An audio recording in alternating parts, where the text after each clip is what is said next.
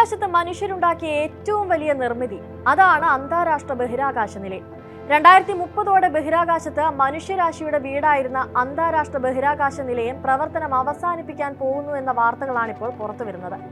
അന്താരാഷ്ട്ര ബഹിരാകാശ നിലയം സുരക്ഷിതമായി ഭ്രമണപഥത്തിൽ നിന്ന് മാറ്റാനും ഭൂമിയിൽ ഇടച്ചിറക്കാനും സ്വകാര്യ ബഹിരാകാശ സാങ്കേതിക വിദ്യ കമ്പനിയായ സ്പേസ് എക്സിന് കരാർ നൽകിയിരിക്കുകയാണ് നാസ.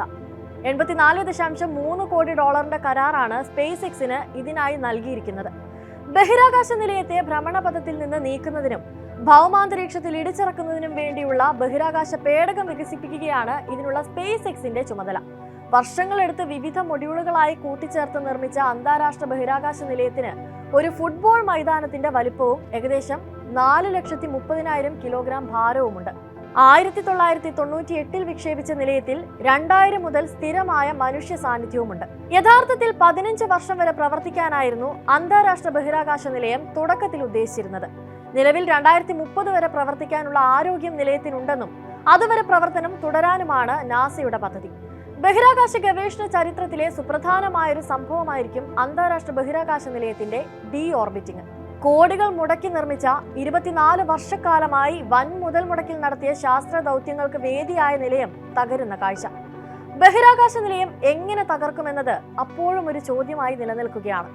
ഓരോ ഘട്ടങ്ങളായാകും ബഹിരാകാശ നിലയം അന്തരീക്ഷത്തിൽ തകരുക. സൗരോർജ്ജ പാനലുകളും റേഡിയേറ്ററുകളും ആദ്യം തന്നെ വേർപെടും. രണ്ടാം ഘട്ടത്തിൽ നിലയത്തിന്റെ നട്ടൽ എന്നറിയപ്പെടുന്ന ട്രസിൽ നിന്നും വിവിധ മൊഡ്യൂളുകൾ വേർപെടും. ക്രമേണ അവയുടെ പ്രധാന ഭാഗങ്ങൾ കത്തിയമരും. വലിയ ഭാഗങ്ങൾ നശിക്കാതെ പസഫിക് സമുദ്രത്തിലെ പോയിന്റ് നെമോ എന്നറിയപ്പെടുന്ന സ്ഥലത്ത് വന്ന് വീഴുമെന്നാണ് കണക്കാക്കപ്പെടുന്നത്.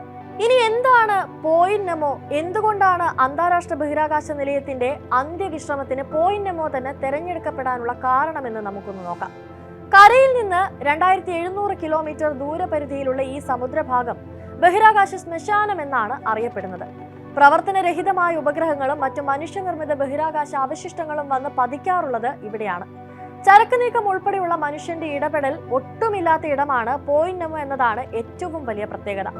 കരയിൽ നിന്ന് വളരെ വിദൂരമായ ഒരു സ്ഥലമാണിത്. ശാന്തസമുദ്ര തീരങ്ങളിൽ നിന്ന് ഏറ്റവും അകലെ സ്ഥിതി ചെയ്യുന്ന മേഖല. ഷൂൾസ് വേണിന്റെ 20,000 ലീഗ്സ് അണ്ടർ ദ സീ എന്ന വിഖ്യാത നോവലിലെ പ്രധാന കഥാപാത്രമായ ക്യാപ്റ്റൻ നെമോയിൽ നിന്നാണ് ഈ മേഖലയ്ക്ക് പോയിന്റ് നെമോ എന്ന പേര് ലഭിക്കുന്നത്. ഇങ്ങോട്ടേക്ക് ആരും എത്താറില്ല എന്നതാണ് വലിയൊരു പ്രത്യേകത. ഇതുവഴി പോകുന്ന കപ്പലുകളും വളരെ കുറവാണ്.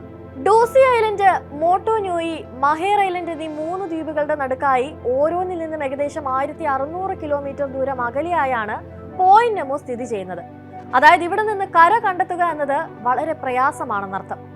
പോയിന്റ് നെമോയിൽ നിന്ന് ഏറ്റവും അടുത്തുള്ള മനുഷ്യൻ കുറഞ്ഞത് 1600 കിലോമീറ്റർ അകലെയായിരിക്കും നിൽക്കുന്നത്.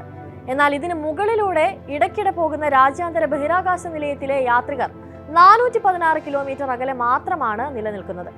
അങ്ങനെ നോക്കിയാൽ പോയിന്റ് നെമോയുടെ ഏറ്റവും അടുത്ത് നിൽക്കുന്ന മനുഷ്യർ ബഹിരാകാശ നിലയക്കാരാണെന്ന് നമുക്ക് പറയാം. ഇതിൽ സ്പേസ് എക്സ് നിർമ്മിക്കുന്ന പേടകത്തിന്റെ പ്രാധാന്യം എന്താണെന്ന് നമുക്കൊന്ന് നോക്കാം. സമുദ്രത്തിലെ ആളില്ലാ മേഖലയിൽ സുരക്ഷിതമായി ഇറക്കാനാകും വിധം നിലയത്തെ ഭ്രമണപഥത്തിൽ നിന്ന് ഭൂമിയുടെ ആകർഷണ പരിധിയിലേക്ക് എത്തിക്കുക എന്നതാണ് സ്പേസ് എക്സ് നിർമ്മിക്കുന്ന പേടകത്തിന്റെ ലക്ഷ്യം. ഈ ആകാശസൗധം പ്രവർത്തനരഹിതമായി കഴിഞ്ഞാൽ മറ്റൊരു സ്റ്റേഷൻ ഇതിന് പകരമായി എത്തുമോ എന്നതാണ് ഇനി ബാക്കി നിൽക്കുന്ന ചോദ്യം.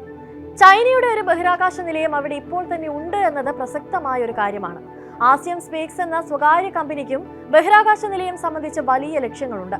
രാജ്യാന്തര ബഹിരാകാശ നിലയവുമായി സഹകരിച്ച് യോജിച്ച് നിർമ്മാണം പൂർത്തിയാക്കിയ ശേഷം 2030 പൂർണ്ണമായൊരു നിലയമാക്കുക എന്ന ലക്ഷ്യം ഇതിനുണ്ട്.